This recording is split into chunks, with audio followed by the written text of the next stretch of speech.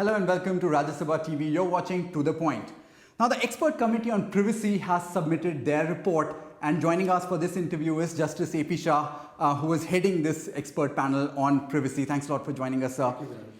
To begin with, obviously, this is for the first time that the idea of privacy is being approached with a constitutional framework. It's guaranteed as a constitutional right, but it's being approached as a framework for the first time.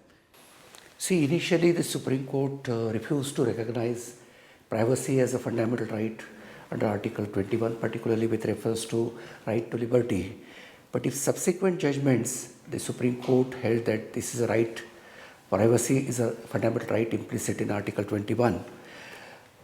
These judgments were almost came 20 years back, but there is no statutory framework on privacy in India. In some countries, there are privacy laws as well as data protection laws, but we don't have any such framework. And lately, you must have noticed this, that there is a increased collection of citizen information by the government agencies, particularly through national programs like Unique Identification Number, NatGrid, CC, TNS, RSY, BY, DNA profiling, reproductive rights of women, privileged communications, brain mapping, and so on and so forth. And this information relates to health, travel, taxes, religion, education, financial status, employment, disability, living situation, welfare status, marriage status, crime records, etc. Now, the private sector also has been collecting information. This is for use to create new demands, develop business relationship for increasing their revenue. But there is no statutory framework. There is no policy speaking to the collection of information by the government or the private sector. So the government thought that some statutory framework is necessary, and this is how the committee came to be constituted. So would you say that to a large extent this approach is largely should be seen as a course correction from the Yes, of course, it's a largely course correction. And if you just allow me, I can just tell you very broadly the framework of the report. See, what we have, there are 5 basic features of this report. One is we propose that this privacy framework or statutory framework should be technologically neutral, because there are tremendous advances in technology. So the law has to be neutral as far as technology is concerned. Then it should be interoperable with international standards. Okay. The second is about the multidimensional privacy. We must recognize the different dimensions of privacy. This is a protection on internet. Then it is also about the unauthorized interceptions, audio and video surveillance, and use of personal identifiers, bodily privacy, and several other aspects. Then we said that the privacy legislation should cover both the government as well as private sector. Okay. And then we have recommended 9 privacy principles, okay, which must be complied both by the government agencies as well as private sectors, which is collecting data. And lastly, we suggested that there should be an establishment of Office of the Privacy Commissioner, both at the central and the state levels. And we also suggested that there should be some self-regulatory mechanisms, like we should have system of co-regulations, and there should be emphasis on self-regulatory organizations, like for instance, banking sector. Okay. So banking sector should have its own privacy sub-regulations, which would be approved by the Privacy Commissioner, and it would be responsibility of that particular sector to enforce the would you also be able to elaborate a little on the privacy commissioner that you're mentioning at the central as well as at the regional What we have recommended that the privacy commissioner's job will be mainly to monitor the compliance with the privacy principles, and secondly to deal with privacy complaints. The individual who is affected, whose privacy rights are affected, should have an option. He may either approach the privacy commissioner, which can deal with his grievance, and may impose a fine if his privacy right is found to be violated. or he may go to court and claim damages. And this is how we have decided to recommend that the structure of the authority should be placed. The other aspect, obviously, is especially looking at international experiences as well. There's also this entire talk about identity theft, especially in some Western countries. Can you just throw in some light on how these points can be addressed? We have made an in-depth study of the best international practices, and on that basis, we have recommended some 9 privacy principles. These are universal principles, and our recommendation is that all existing laws which in some way affect the privacy of individuals should be brought in conformity with this particular legislation. Either it should be brought in conformity or the privacy principle should be read in every such statute. Now the principles are, I will just briefly take you. Or maybe we can go one by one. Yes. The first principle is the notice. A data controller shall give simple to understand notice of its information collection procedures. He must tell the individual what personal information is being collected, purposes for which information is being collected, uses of the collected information, whether or not personal information may be disclosed to third persons, and what are the security safeguards, how he proposes to secure this particular information. The second principle is the choice and consent. The user must be given choice, like opt-in, opt-out, and with regard to providing their personal information, they must be told that they can get out of this particular transaction. And the individual's consent will be taken only after making him aware of how the information is going to be used, etc. And the next principle is the collection limitation. Now the data collector shall only collect personal information from data subjects as is necessary for the purposes identified for such collection. I mean, for instance, the bank is collecting information from his customer, say for opening a bank account. So it can be limited only to the purpose of opening an account. The bank cannot collect information, all sorts of information. Fourth principle is purpose limitation. The purpose limitation is should be only for the purpose for which it is being collected. A number of contentious issues obviously have also emerged with this entire debate around privacy. We'll take a short break now. When we come back, we'll take a look at some other issues and the principles that have really been recommended by this expert panel. Keep watching.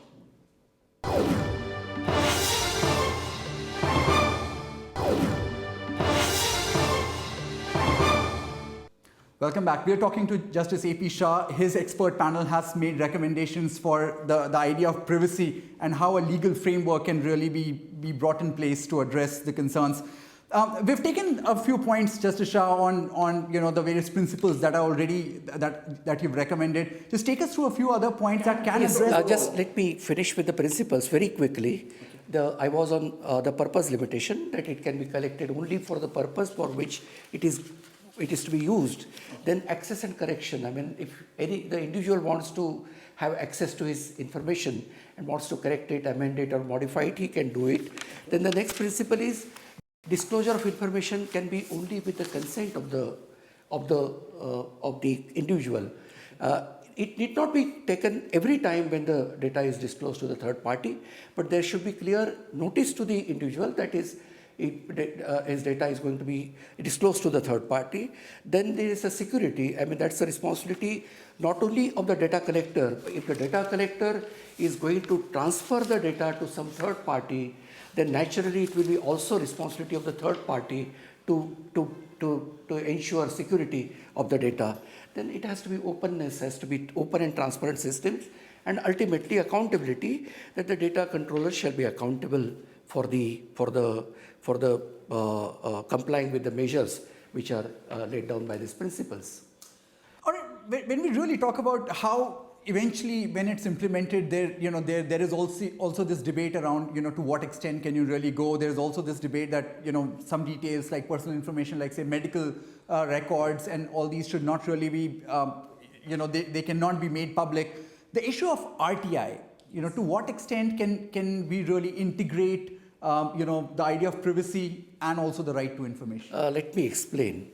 Now, today, RTI is the only statute which talks of privacy. Okay. RTI defines information and it says that the citizen is entitled or individual is entitled to information. Okay. Now, there are exceptions carved out under Section 8 of the RTI Act. One of the exceptions is the privacy. Okay. So, this is the first time a statutory recognition to privacy has been made by the legislature. But this privacy can be overridden by the public interest. If the Information Commissioner comes to the conclusion there are wider public interest is involved, then surely the public interest will trump the privacy. So really there is no inconsistency or contradiction between privacy law, proposed privacy law, and the RTI. What we have said, I will just read from the report, the only relevant portion. When applied, the Privacy Act should not circumscribe the Right to Information Act. Additionally, RTI recipient should not be considered as data controller. So what we recommend is really harmonization of two statutes. Okay. The RTI should not be affected by the privacy law, but the privacy principles must be read while considering the exception under Section 8 of the RTI Act. Okay. So I don't see there is any conflict between the RTI Act on the one hand and the privacy on the other. Again, talking about exceptions, I was going through the report. There's also this entire portion where there is a reference to national security as well. Yes. So when we really talk about national security, there is one view that says that national security is supreme. And there's this other view which says that privacy is supreme, and it's a constitutional right. Where can we really draw the line? No, let me first put this issue in correct perspective. Privacy is not an absolute right. Okay. It can be regulated on various grounds which are mentioned under Article 19 of the Constitution. So national security is generally regarded as an exception. So along with national security, we have also made some exceptions to RTI, to the privacy law, namely public order, disclosure in public interest, prevention, detection, investigation and prosecution of criminal offences, protection of the individual or of the rights and freedoms of others. But we have recommended that there should be exceptions to these exceptions. All right. So there should be some principles which should govern these exceptions. It's not that in the name of national security, you can, simply brush aside the privacy concerns. That's not our report. What we have said, there are three important considerations. The first is proportionality. Okay. If it is some privacy is to be intruded, then it should be proportion to the cause for which the privacy is going to be interfered. So the limitation should be in proportion to the harm that has been caused or will be caused and the objective of such limitation. Second exception is that the limitation should be in accordance with the law in force. Now, you cannot intrude upon privacy in violation of any existing law. So unauthorized interception of the telephone tapping, for instance, unauthorized telephone tapping. So we have recommended that in such cases, there should be heavy penalty, like the Information and Technology Act. Then the last principle is that the interference with the privacy, such limitation should extend only to that is necessary in a democratic setup. Right. We must bear in mind that this is a democratic state, and therefore when we intrude upon the fundamental rights of the citizens, this principle of that democratic setup has to be bear in mind. And there are two other exceptions which we recognize. One is the historical or scientific research. Okay. That's naturally that to that extent it is this exception is recognized in almost all laws. The other aspect which is really which really troubled us is the journalistic purposes. All right. So we have recognized that journalistic privileges should be an exception to the privacy law. Okay. However, what are the contours of those? What are the limitations of journalistic privileges? Is not it cannot be laid down by the privacy. All right. Maybe we can discuss that in depth. We take a short break now. When we come back, more on where can we really draw the line when you talk about journalistic standards. There is the mainstream media. There's also the emergence of social media. All of these issues will come up after the break.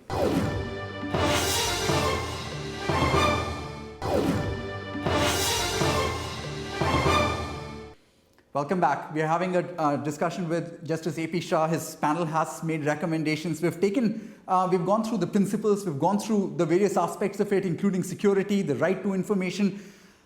We're talking about journalism now. To what extent can really we can carve a space for the idea of, say, the whistleblowers, an investigative journalist? What kind of safeguards can really be brought in? Frankly, we have not dealt with the issue of whistleblower, but we have taken note of the sting operations. Okay. Now, the sting operations definitely affect privacy of a person, definitely. And there we have referred to the principle of public interest. See, in the celebrated case of R.K. Anand, the court has approved the sting operation, but only in the public interest. Okay. So it's not for some commercial or other such considerations. So really sting operation should be really primarily based on the public interest consideration. Okay. And to that extent, this will be treated as an exception. But there are other issues with journalism. Now take for instance, I mean the law says that the newspaper should not identify the names of rape victims. Okay. Now, recently, in an incident, very unfortunate incident of rape in Bangalore, the newspapers disclosed all the informations. The name was not disclosed, but the other information was disclosed, in which class she was studying, and the other information by which you could easily identify the victim. So it's really unfortunate. I mean, I personally feel that this is a clear violation of privacy. Okay. But this is for some other authorities to look into it. Maybe Press Council of India should really lay down the limitations of the journalistic privilege. Okay. And this is for some other authorities to lay down that law. But it is closely concerned with the privacy rights of an individual. There was also this entire debate around, who can really authorize, say, something like an interception. As of now, obviously, it's the executive that can, give an order, and phone tapping or something like that can be really put in place. Just take us through some of the pointers, maybe, that are there to ensure.